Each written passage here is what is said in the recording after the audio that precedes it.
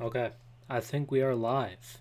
We are live with week 2 of the NBA Power Rankings. And as always, I'm very excited, as I'm sure you are as well. We're going to break down all 30 teams, where they've stacked up through the first 2 weeks of the NBA season now. We did one last week, one weekend, me and my co-host of my podcast. This week it's just me, that's fine. But we're looking at week 2, and we have more games to go off of, so it should be better. We should have more stuff to look at, which is a positive. But I'll get us right into it, and I will start us off with number 30, and I think number 30 at this point has to be the Memphis Grizzlies. I know they're a playoff team last year, they're a playoff team both of the last 2 years. They were the number 2 seed in both of the last 2 seasons, but it's not looking good to start the year. Hey, hello in the chat, Pressure. Yes, Hawks are very good right now. We'll get to the Hawks much later because they're going to be high up the list. But let's talk about the Grizzlies. So they start 0-6 right now. They are down 6 spots from last week, where they were 24th, down to 30th, because without Ja, they just look pretty bad. Like, I don't even think that's a hot take to say. They just haven't looked good. So, looking at this now, they have lost to the Wizards, Mavs, Jazz, and Blazers in overtime last night over the past week. The guys who are producing for them, 26 points per game from Desmond Bane. Jaren Jackson Jr. rebounding better than I would say he usually does. And Marcus Smart, despite catching some flack, has made a positive impact. 5.5 assists, almost 3 steals per game. Jaren Jackson Jr. with 2.5 blocks per game. Let's get some music in here, by the way. That's on me. That'll come in a second. But we're talking about the Grizzlies, yes. 3 words or less, we need Ja. The Grizzlies need Ja. They're just not the same without him, and it's been a problem to start the year. So for right now, they're number 30. If they start winning some games, they'll move back up, as they should, because they should be a playoff team.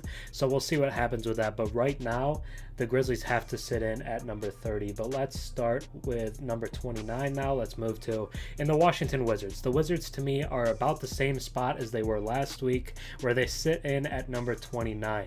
They did get their first win in the past week, beating the Memphis Grizzlies 113-106. Again, that would be why the Grizzlies are last and the Wizards are second to last. They lose to the Hawks pretty badly. The Celtics pretty badly, sorry. They lose to the Hawks and they lose to the Heat. They just feel like one of the most unserious franchises in basketball right now. Kyle Kuzma is throwing lobs off the backboard to Jordan Poole in blowouts. I think it was the other way. I think Poole is throwing lobs to Kuzma off the board in blowouts. It just doesn't look good. It's not a great look to me if you're the Washington Wizards, but Kuzma has been their best player, I'd say hands down, 23 points per game. Tyus Jones passing well, as you would hope he would, 5.5 assists, and Jordan Poole playing a little defense, 2 steals per game, something you might not expect from Jordan Poole. But 3 words or less, they're just having fun out there. The Wizards are having fun. They're doing their thing. They're trying to win these games. They're not super competitive in them, but hey, they're putting in effort and they're having a good time. At number 28, we have the Charlotte Hornets, who are 1-3 on the season so far. I was kind of higher on the Hornets coming into last week. I liked how they started the year. I liked what I saw from both LaMelo and from Brandon Miller, who I think Brandon Miller has been good. I think he's stayed good. But they go down 2 spots from last week, 26-28, thanks to a loss to the Nets and a loss to the Rockets, who the Rockets also one of the lowest teams on this list. We'll get to them in a second, but the Hornets lose to them, so they will stay below them. Terry Rozier leading the Hornets in scoring so far this season at 22 per game. LaMelo Ball is still passing the ball well, but just can't put it in the hoop. And Nick Richards, 2.2 blocks per game off the bench, has been the perfect backup big man for the Hornets so far.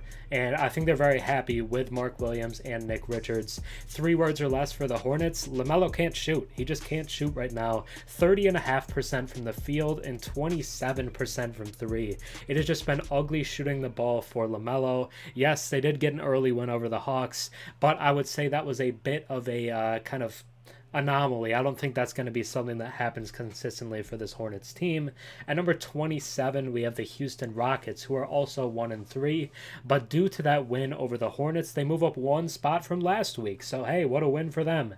They move up from 28 to number 27. They lose to the Warriors in humiliating fashion, with Steph Curry mocking Dillon Brooks multiple times. It just wasn't great. We'll get to the Blazers. Actually, the Blazers haven't been on the list yet. The Blazers having a really good good week this past week, and they will move up. But stats leaders for the Rockets, Alperen Şengün with 19 points per game, 8.5 rebounds, 6 assists as well. Great job for Şengün. Fred VanVleet passing the ball better than he has in years past, 8 assists per game. And then 3 words or less on the Rockets, it's an Alperen Şengün breakout this year. For real, it's a Şengün breakout, 19, 8.5, and 6. Looks like one of the best centers in the league right now. At number 26, we have the Detroit Pistons, which hurts me to do. 2-4 so far to start the season. I wanted to move the Pistons up. I'm so serious. The Pistons, after the first week, I still had them in this range at 25, but people are telling me, yo, you got to move the Hornets up, and I wanted to do it. But they have a bad week. The Pistons, to me, look like they were going to move up the rankings. Jalen Duren and Cade Cunningham started the season really, really strongly. So I was going to say, hey, let's get them out there. Let's move them up the rankings, but then they struggle. They beat the Bulls 118-102 to get their second win of the year, but have now lost 3 in a row to the Thunder, to the Blazers, and to the Pelicans without Brandon Ingram or Zion Williamson. So that's not a great look at that part. But Cade Cunningham, 23 points per game, has been solid so far. 11.5 rebounds for Jalen Duren. Cade Cunningham passing the ball well as well. And Asar Thompson, one of my favorite rookies, just does everything. He's blocking a lot of shots. 3 words or less on this Pistons team. It's still too soon to me. It feels too soon. I don't think this Pistons team is likely a playoff team this year. It just feels like we might have to wait another year before the Pistons get there. After a strong start, they could bring it back, but for right now, I have them at 26. At 25, I have the Chicago Bulls, who continue to fall down after starting 2-4. I was low on them last week, putting them at 22 because of the team meeting after the first game, which is just ridiculous. I'm like, what are we doing? Why are we having team meetings after game 1? And it wasn't much better this week. They lose to the Pistons to start the week. They do get a nice win against the Pacers, but then they lose to the Mavs and lose to the Nets to make it a 1-3 week for the Bulls, falling to 2-4. And I just think they have to be in this 25 range. Zach LaVine, 24 points per game, had that 50 piece against the Pistons, a game that they lost. Nikola Vucevic, 12.5. Rebounds per game. He had a 20-20 game this year, which was impressive. But their leading assister is DeMar DeRozan with 4 assists per game. And that's my big thing here. The Bulls need a passer. They do need Lonzo. You're right. Big Chun. They do need Lonzo. They need any kind of passer right now, because 4 assists per game as your leading passer just isn't good. It's not good. We need better than that from the Chicago Bulls. They need to do a little bit more in terms of passing. And I just haven't loved what I've seen from them so far, and I think there's a clear need. If they're not going to blow it up, which I would probably suggest that they do, they definitely need to get a passer. At 24, I have the Miami Heat, who as of yesterday were in last place in the Eastern Conference, but they get a win, move up in the standings a little bit, but they've still been 2-4, and I just haven't been super impressed with what I've seen from the Heat so far. I know Bam Adebayo missed a game. I know Jimmy Butler missed a game. I don't really care. It doesn't look good. It doesn't look the same. Down 10 spots from last week, going from 14 to 24. Lose to the Timberwolves pretty badly, lose to the Milwaukee Bucks, lose to the Brooklyn Nets, who basically beat them with Trendon Watford and Armani Brooks. They lose that game, but they get a gimme game against the Wizards. They take that one. It was a win that they needed, and they do pull it off. In terms of leaders for the stats, Tyler Hero, 26 points per game. He's been really good. It's been kind of a breakout revenge season for Tyler Hero. I love to see it. But outside of Tyler, it's just not a lot of people playing well. Caleb Martin has been out with injuries, but right now it looks like hero ball. 26 points per game, 5 assists, and also similar rebounds. He's been the best player on this Heat team so far. I'd say it's pretty easily been Tyler Hero, but outside of that, they just need more from everyone else. People always say, don't play hero ball, don't let it be just one guy, and right now it's just one guy, it's Tyler Hero, and everyone else needs to step up for the Miami Heat if they want to look better.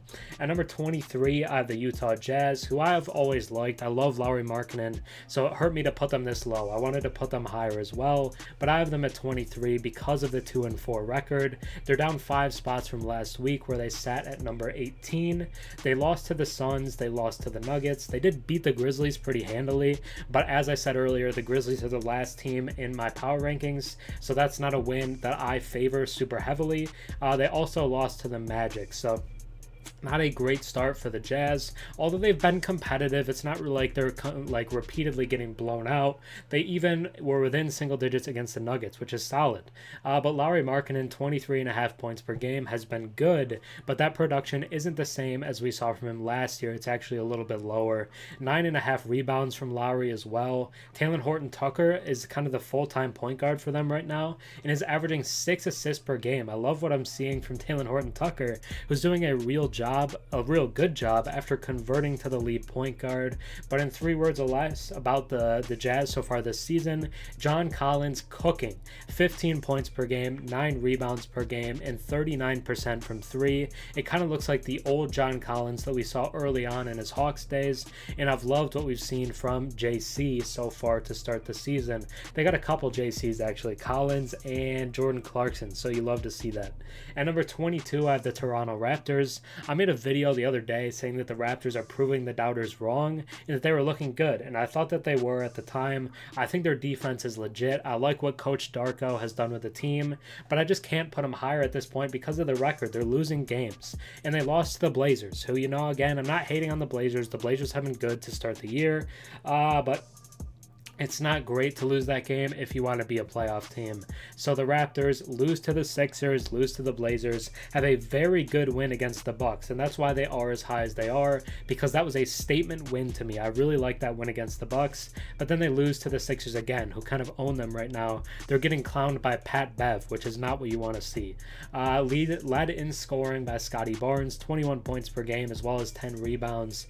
Over 9 assists for Dennis Schroeder, who's easily having the best year of his career with the Toronto Raptors so far. And then 3 words or less, year 3 Scotty. Year 3 Scotty has been a true breakout player. Siakam washed. I don't know if Siakam is washed. I don't know if I'd go that far. But if you're looking at the team, I do feel like Siakam feels like the odd man out. When you're looking at the guys, it's Scotty, it's OG Anunoby, it's Dennis Schroeder, but Siakam kind of feels like this guy to the side. And if they're going to trade someone before the season ends, I actually think that they'll trade Siakam. But let's move to 21, where I have the Portland Trailblazers. This is the highest I've had them through the 2 weeks. They take a big jump up 9 spots from last week, go from number 30 to number 21 after a 3-1 week. They lose to the Sixers 98-126, and then they beat the Raptors, they beat the Pistons, and they beat the Grizzlies. I really like what I'm seeing from the Trailblazers right now. Despite Anthony Simons' injury, they look great. They look great, honestly. I thought it would be holding them back, but Shaedon Sharpe looks amazing this year. Shaedon Sharpe disrespected a lot. People said maybe Shaedon comes off the bench, which he did to start the year, or maybe, Shaedon shouldn't have went as high as he did in the draft because he didn't play in college. The disrespect is real. Shai is a future star in the league. Totally agree with you, bro. Shai is going to be great. DeAndre Ayton as well, 13.7 rebounds, doing a great job on the glass, blocking shots as well, getting steals, dominating. Oh my gosh, dominating has been great, living up to the nickname that people said he didn't deserve. 5 assists for Malcolm Brogdon as well, and 3 words or less for the Blazers this year. Better than expected. I think the Blazers are solid. They might even compete for a play-in spot because of how good Shaedon Sharpe is, because of how good DeAndre Ayton has been, and if Scoot picks it up, who am I thinking of right now? If Anthony Simons comes back and dominates, the Trailblazers are going to look good. At number 20, I have the Knicks, who are 2-4. I dropped them 10 spots from last week, which is kind of rough. It's kind of rough for the Knicks right now. I got some pushback last week when I had the Knicks at 10, telling me that the Knicks were too high, which actually might be true. The Knicks totally could have been too high at number 10 last week, but with how Julius Randle has looked and their record this week, I had to drop them kind of significantly. They lost to the Pelicans to start the week, only put up 87 points. They beat the Cavs 109-91. That was a good win. I said, okay, the Knicks look good, but then they go back and lose the second game to the Cavs and only put up 89. And then they lose to the kind of struggling Bucks by 5 points. Despite Jalen Brunson's 45, they still lose that game, and I'll tell you why. It's because Julius Randle shot 5 of 20 from the field. 5 of 20. He's bad in every even year. 2024 bad, 2022 bad, was good in 2021 and 2023, but Julius Randle is just a bad even year player, and he's really hurting the Knicks right now. But Brunson's been great, 25 points per game. Mitchell Robinson as well, making a sneaky good impact, 12 rebounds per game, 1.3 steals, and 1.3 blocks. But in 3 words or less, Julius Randle struggling. 14 points per game, 27% from the field, and 22% from 3. It is just very ugly for Julius Randle right now. But at number 19, I actually have the Cavs, which might be too harsh because a lot of the Cavs kind of struggles to start the year have been due to injuries. Darius Garland has missed games. Jared Allen has missed games. They finally had them last night and still lose to the Pacers. So I dropped them 10 spots to number 19. Lose to the Pacers twice within a week and then split with the Knicks. They're the only team I think that played 4 games but only played against 2 teams. Get 2 games each against the Knicks and the Pacers, but don't necessarily perform well in them. But the bright spot for the Cavs this year is Donovan Mitchell is playing out of his mind. 33 points per game, 5 assists per game, has been kind of the de facto point guard with Darius Garland out, but he's leading them in steals as well, 2.5 steals per game. Evan Mobley rebounding the ball well, blocking some shots, but this team has been devastated by injuries. I think they're going to rise up as the season goes along. They're not going to stick at number 19 all year, like, let's be for real, but I do think they'll shoot up to, like, let's say like around 10 because the Cavs have such great players. And yes, Mitchell is scoring that much. It's kind of crazy that he's scoring 33 points a game. I'm really impressed with how good he's looked. I think he averaged like 28 a game last year, but 32.8 this year. But with injuries, once those guys get back, I think they'll look better. At number 18, I have the Minnesota Timberwolves, which I think a lot of people will argue should be higher because they beat the Nuggets. They beat the reigning champs, which is good. Like, that's a good thing to beat the reigning champs. It's difficult to do that. And they move up 3 spots for me from 21 to number 18. They beat the Heat without Jimmy Butler. They beat the Nuggets in that big game. And then they lose to the Hawks. The reason that the Timberwolves are still this low is because of this loss to the Hawks. They were up like 20 points at the half. They put up like 80 first half points. But despite how good they were in the first half, they blow it and lose to the Hawks because of a 41-point game from DeJounte Murray. And the Timberwolves just blow that second half. So despite how good they looked against the Nuggets, I'm going to hold back and leave them at 18 because of that kind of bad game to the Hawks. It was really awful. But in terms of the stats, Anthony Edwards 25 points per game, 13 rebounds for Rudy G. Mike Conley only 4 assists per game. They need a little more playmaking as well. But three words or less for this team is sleeping giants, because if they can hit what they should because of their talent, they're going to be a great team, and I respect that. So we'll see what they look like towards the end of the year. Naz Reid as well, I pictured him here because Naz Reid has been really good to start the year. I think he had a 30-point game. It was either 30 or like 25 or somewhere in there, but Naz Reid has been very good to start the season. I do think, like you're saying in the chat, I think we do have to see Karl Anthony Towns play a little better because we don't want it to just be Anthony Edwards. If it's just Anthony Edwards, it's probably not good enough, so we need a little bit more from Karl Anthony Towns so we can take that pressure off of Anthony Edwards, because right now it's the Ant show and that's basically it. So if you get Cat to play a little better, if you get the team to play a little bit better defense so stuff like that Hawks game doesn't happen, then they could be really good. But let's move to the Indiana Pacers, who I have at 17, and this is a similar situation to the Timberwolves, because if they don't have this Celtics game, this team is much higher. I had to drop them 2 spots despite a decent week because of that Celtics game. How do you lose by 50, bro? They lost by 51 points to the Celtics. I know Tyrese Halliburton wasn't playing, but no Hallie isn't an excuse to lose by 51 points. Like, what are we doing? That's such a massive loss. I don't even know how that's possible, especially when you put up 104. Usually if you get beat by 50, you're putting up like 80 points or something, but they put up 104 and lose by 51. In terms of the players, players. Let's look at the players because this isn't a bad team. They got 19.5 points per game from Tyrese Halliburton, 9 rebounds from Miles Turner, who was just great the other night, and Tyrese Halliburton continues to make his case for the best passer in the entire league, 12.5 assists per game. He's been phenomenal. But 3 words or less, you lost by 50. I can't put you any higher than 17 if you're going to have a game like that. Nice couple of wins against the 2 Cavs games, but outside of that, like, I'm sorry, I just got to do it. Big Chun, you might be right in the chat. The Celtics might just be that stacked with the starters. I do think the Celtics starters are really, really good. This is not something against the Celtics. It's just, I don't know how you lose by that much is the problem. But let's move to number 16, Brooklyn Nets at 3-2. I want to move them higher because seriously, I love this Nets team. This Nets team to me is one of the most fun teams in the entire league. I really love watching them. I've watched almost every Nets game.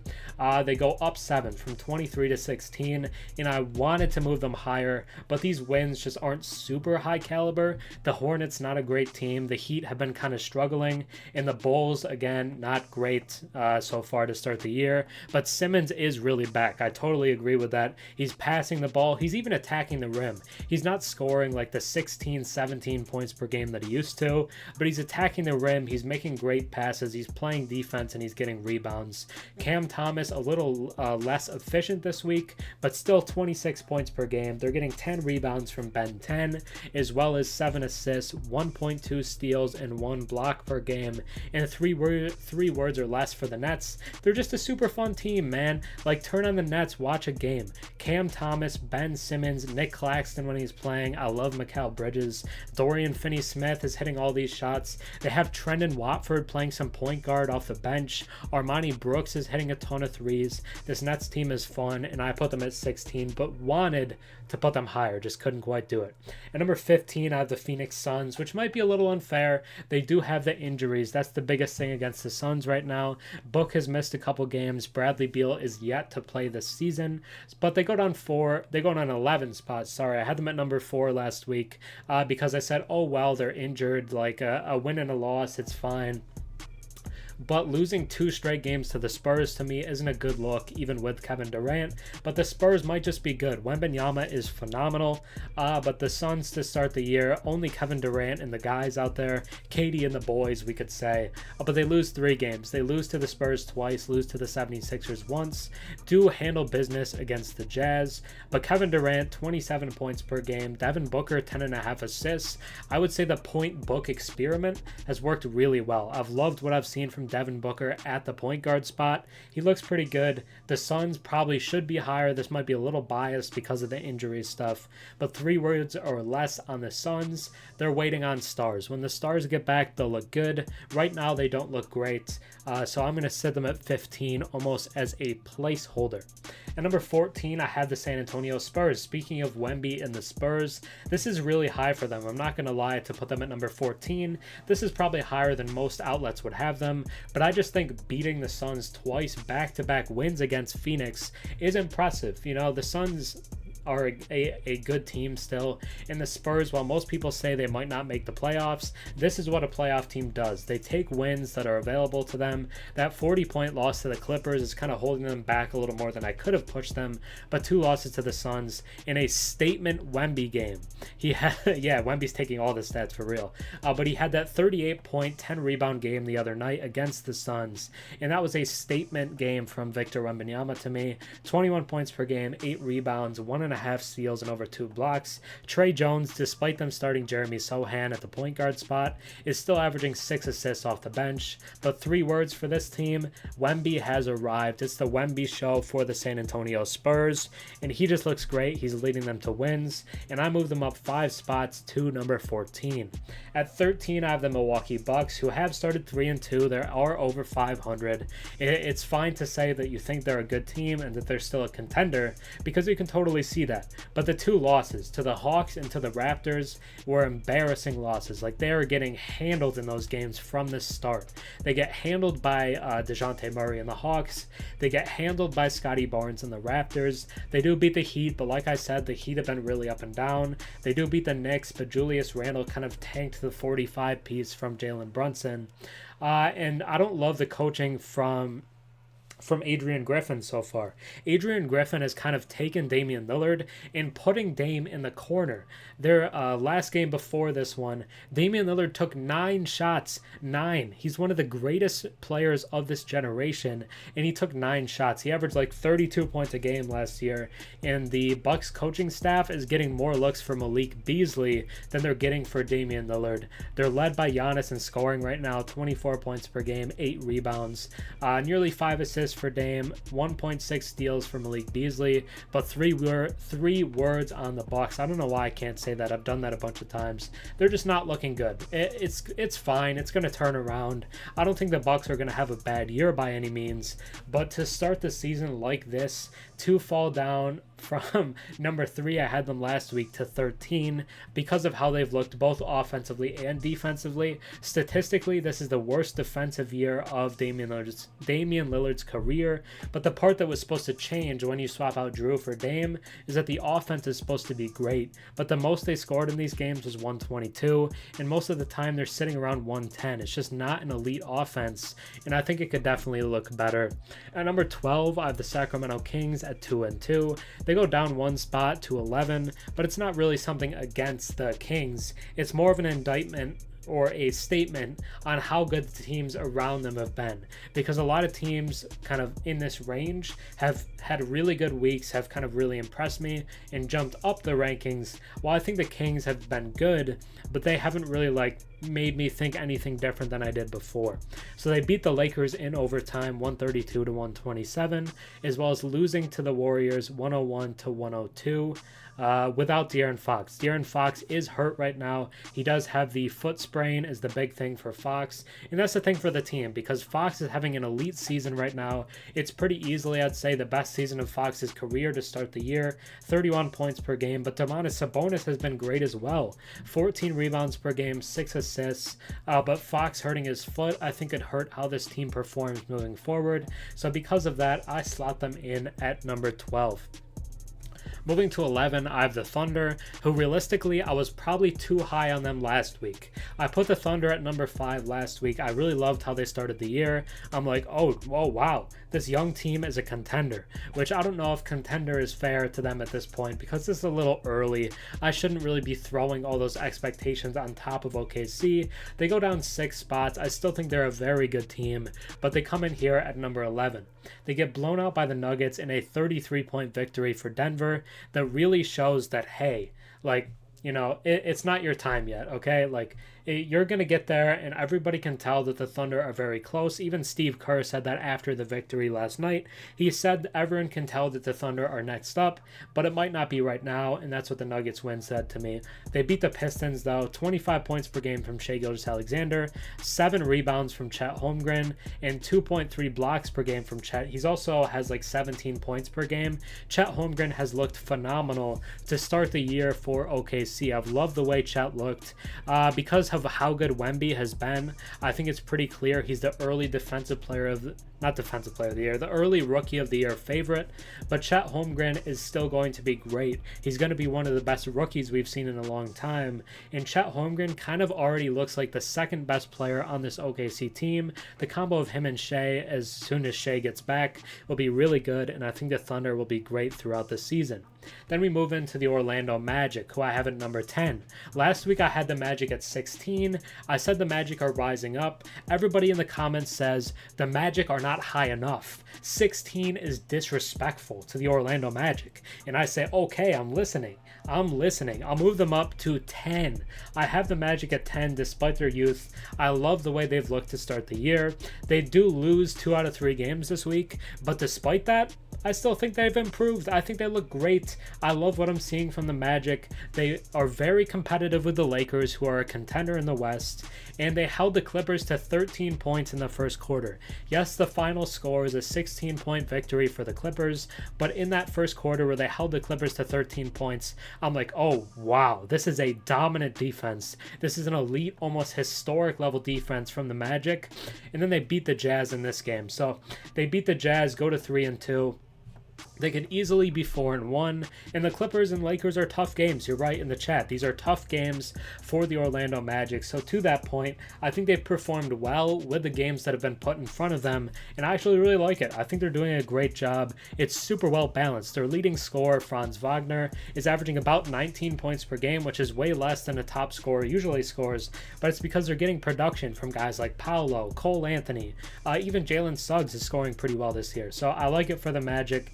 8.6 rebounds per game for Wendell, and Paolo has been kind of the leading facilitator for this team. Point Paolo, he's not really playing the point guard spot, but he's doing a good job of passing the ball around. Jonathan Isaac, despite only playing like 11 minutes a game, he is averaging 1.2 blocks per game, so great job from Jonathan Isaac. Looks great bouncing back from injury. In 3 words or less on this Magic team, defensive monsters. It feels like every guy on the court for them at any given moment is a really good defender, and that's continued throughout the year so far. At number 9, I have the Atlanta Hawks, who started 0-2, and Trey was shooting like 20% from the field. Early on, I said the Hawks are garbage. I was totally giving up on the Atlanta Hawks. I said, oh, this is over. Trae Young and DeJounte Murray can't work. I was wrong. I'll be the first to admit that. The Hawks, I would say, arguably had the best week in the entire league. They beat the Bucks handily. It's a statement win over the Bucks, and then they have that massive comeback where they're down 20 to the T-Wolves at the half. They gave up 80 points in the first half, but they come all the way back and win by 14 against the Minnesota Timberwolves thanks to a 41-point game from DeJounte Murray. Then they handle the Wizards as well. They do their business. They do what they're supposed to do. DeJounte Murray, 22 points per game, 11 rebounds from Clint Capella. Trae Young, despite the efficiency stuff, has been really good as a facilitator still, 10 assists per game. In 3 words or less on the Atlanta Hawks, they have rose from the ashes. I thought they were dead. I thought this Hawks team was dead after that 0-2 start where they looked awful and Trae looked awful, but they're not. They're a really good team. I like Trae and DeJounte at the top. I think Jalen Johnson has done a great job as a young guy. DeAndre Hunter looks like he's taken a little bit of a step. And Quinn Snyder is clearly doing a very good job of coaching up this team. So the Hawks go from 27 all the way up to number 9. Great week from the Hawks, the best week in the association. And props to Quinn Snyder, Trae Young, DeJounte, and the boys in Atlanta. At number 8, I have the New Orleans Pelicans, who are also up a pretty big jump. They go from number 17 to number 9. I appreciate you agreeing in the chat, Presha. I know it's a big jump from the Hawks, but I think they deserved it. And I think the Pelicans deserve it as well. Going from 17 to number 8, 4-1 start to the season. They beat the Knicks to open the week. Then they lose to the Warriors. It's a bad loss. I'm not going to try to deny that. Everything from that loss was not good. I think that's a completely fair thing to say. But they beat the Thunder the next game after that, and then they beat the Pistons 125 to 116, and it's because of all the other guys. That's my 3 words on this team. Who needs health? Brandon Ingram has missed 3 games. Zion has missed 1 game, but they get 20 points from Matt Ryan. Herb Jones had like 21, and CJ is playing great. It looks like a dominant CJ season. Jonas Valanciunas has looked very good as well. While very crazy in the chat, you're right, the Pels are looking good. I'd say the Pels are looking great because they're doing it as a team, and they're going to be able to survive injuries to Ingram and Zion with how they've looked as a unit to start the season. And this is without Trey Murphy as well. And Trey Murphy, I have said, is an all-star level talent who they don't have right now. So CJ McCollum, 23 points, 6 assists, 1.5 steals per game. And the Pelicans have looked really good. I've been really impressed with what I've seen from them. At number 7, I have the Los Angeles Lakers, who are 3-2 on the season. They go down 1 spot from 6 to 5, but whatever, they've looked fine. They lose to the Kings 127 to 132 in overtime. They beat the Magic by 3, and then they beat the Clippers in overtime.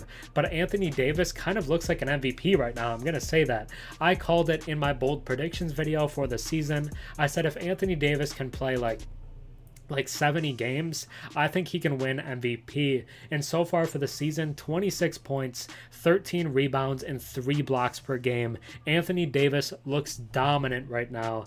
If AD can do this for a whole season, it'll be the best year of his career, and I think he could win MVP. He's looked so good.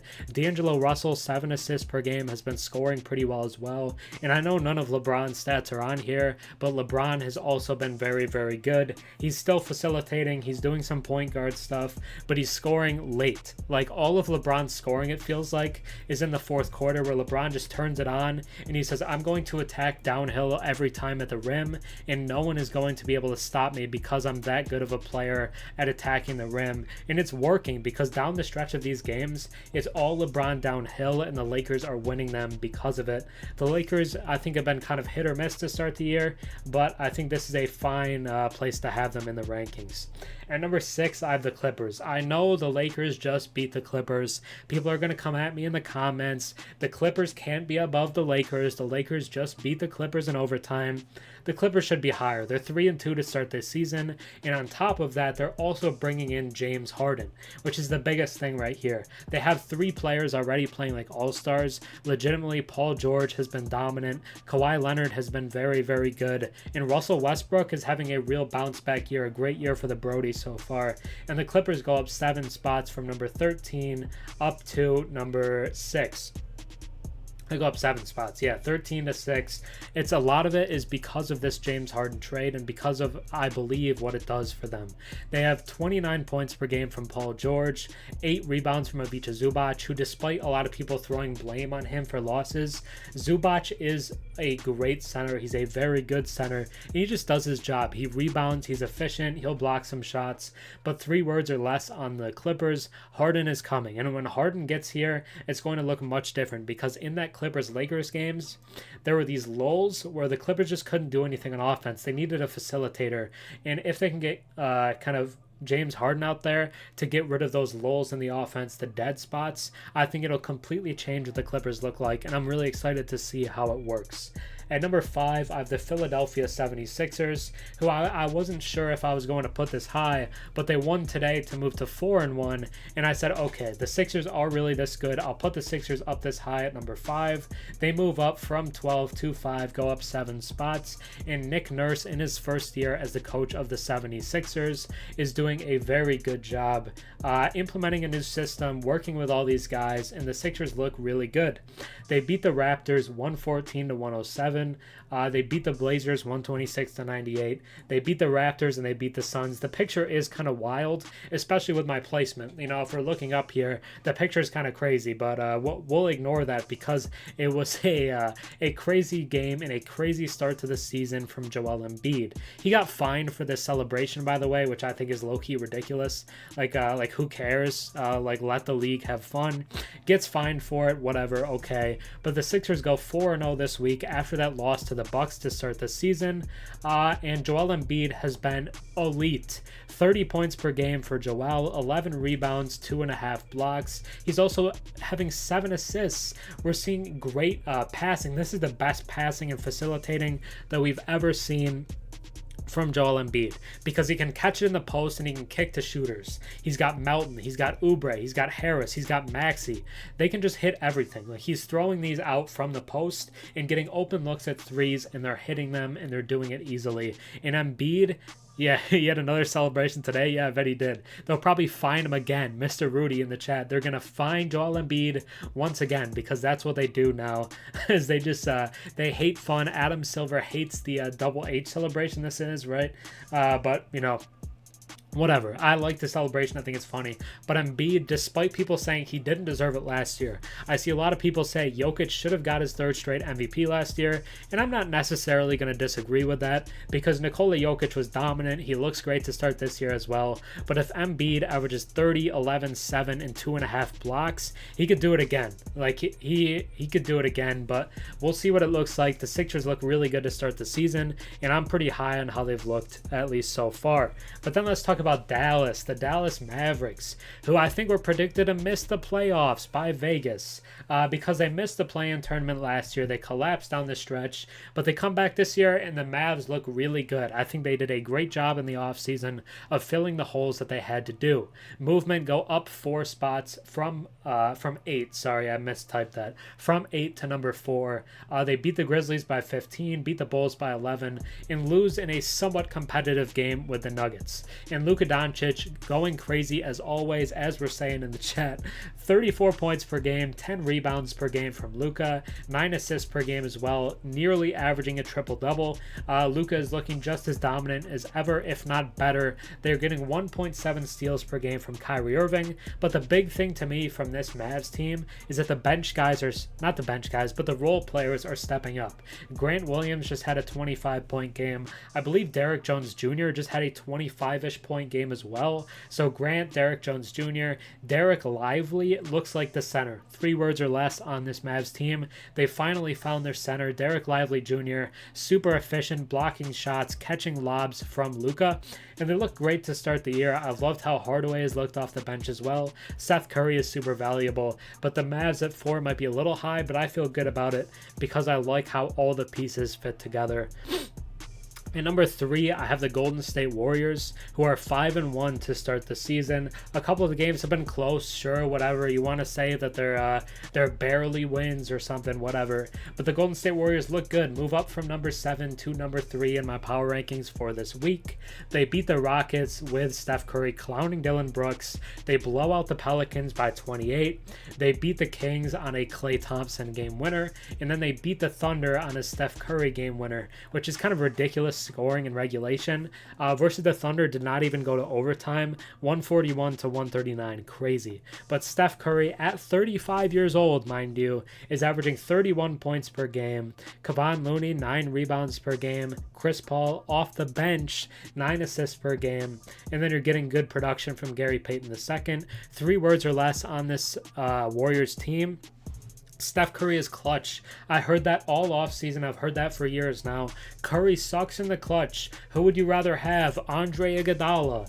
But no, Steph Curry is a very clutch player. He's on his way because of how good he's looked down the stretch of these games to start this year. Steph Curry might win Clutch Player of the Year and then shut up all the doubters and just really show how good he is. The Warriors, I think, have looked really good to start the season. And at number 2, we have the Nuggets falling from the number 1 spot. The Nuggets come down from 1 to 2. Only a 1 spot drop, but that means there's a new number 1 who we'll get to in a second. But the Nuggets 5-1 to start the season. They're down 1 spot. They handle the Thunder to start the week. 33-point victory against the Thunder, who are supposed to be the upstart team and kind of a real challenge for Denver. Then they beat Utah. People are kind of talking. They're like, oh, this Denver team might never lose.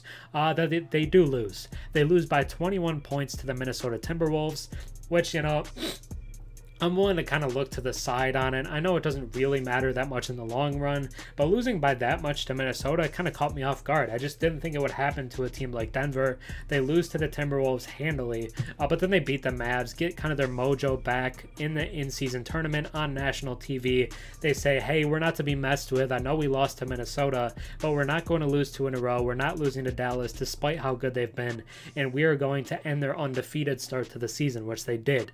And Nikola Jokic looks just as good as ever. He's dominant. 27 points per game, 12.2 rebounds per game. But the weird part is that Jamal Murray is leading them in passing, in assists. 8.7 assists per game for Jamal Murray. He's kind of shifted from such a high-level scorer to more of a playmaker, and I mean, Jokic is still averaging a lot of assists, don't get me wrong, but Jamal Murray is averaging the most assists per game on this team to start the season at almost 9 per game. I really love what I'm seeing from Jamal Murray, and I think there's a good chance Jamal Murray makes his first All-Star game this season. Steals per game being led by Kentavious Caldwell-Pope with 2.3, and then Peyton Watson has been a revelation in his first year getting real minutes after kind of getting a redshirt season last year. Peyton Watson has looked great and a great replacement for Bruce Brown. 3 words or less, they still look dominant. I think this is easily a top 2 team in the league. The Nuggets are going to be favorited in every single game they go into, and I think they look great, and I would pick them in pretty much every matchup. But as we get into number 1, the number 1 spot in the Week 2 power rankings, we have the Boston Celtics, who are 4-0 at this point to start the season. They move up 1 spot from number 2 to number 1. thanks in part to the Denver loss, which was huge, but also thanks to two huge victories for the Boston Celtics. They blow out the Wizards. I know this says it's a 19-point victory, 126 to 107. This was like a 40-point game at the half. They were embarrassing the Washington Wizards. Guys off the bench for Washington, like Ryan Rollins, make this a close game again. It wasn't close. Let me put that very bluntly. And then they blow out the Pacers by 51 points. The starters play 3 quarters, then they pull all the starters. It's all Boston all the way. And the starting lineup of Derek White, Drew Holiday, Jaylen Brown, Tatum, and Porzingis is the best starting 5 in the league, and one of the best starting 5s I've seen in the league in a long time. I love what I've seen from this Celtics team. 29.8 points per game from Jason Tatum, basically 30, 9 rebounds per game, 4.2 assists from Derek White, who's been the lead playmaker for this team. Drew Holiday and Derek White kind of splitting the playmaking duties, and I like it. 1.5 steals per game for Jaylen Brown, and many of you would think Kristaps Porzingis would lead the team in blocks. No, it's actually Drew Holiday with 1.8 blocks per game. He's been great, and 3 words or less on the Celtics to start this season. This is a perfectly built roster. I love everything about it. The 5 starters, Al Horford as the 6th man, then guys like Peyton Pritchard, who's a flamethrower, Sam Hauser off the bench, Ashe Brissett, Delano Banton. They just have a lot of guys. They're much deeper than most people would think. I've loved the Celtics start to the season, and they are the #1 team in this power rankings. I hope you guys have enjoyed the Week 2 NBA power rankings. I try to get it out before the season ends, before the game starts, sorry. The game starts Saturdays at 7 o'clock, and that's always the goal. I get on at about 6 o'clock. I finish before 7. You guys can watch all of the games. You can get your power rankings before the games. Hopefully you guys come back next week. I'm hoping to make this a big weekly thing. One of the biggest things on my channel is, hopefully the point, is every week we have a power rankings. We just get on here, we talk about hoops, and we have a good time, which I'm excited for. I'm excited for this season. I think it's going to be great for the community, great for the channel, and hopefully you guys enjoy. Think about subscribing, but enjoy your night of basketball. That's going to be it for me. I hope you guys really enjoyed. Think about subscribing on the road to 12,000. But thanks for watching. Peace.